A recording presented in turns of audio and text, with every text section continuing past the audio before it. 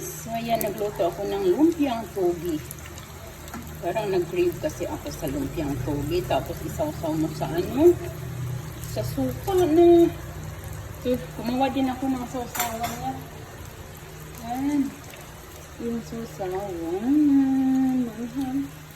So,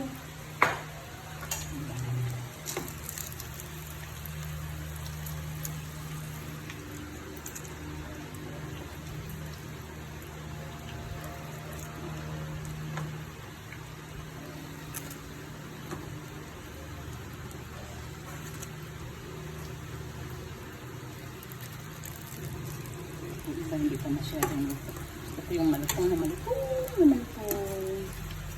So, ayan. Palutongin muna natin kung iba. Ayan. So, ayan na dyan. Lumpiang togi. Sausaw natin dito.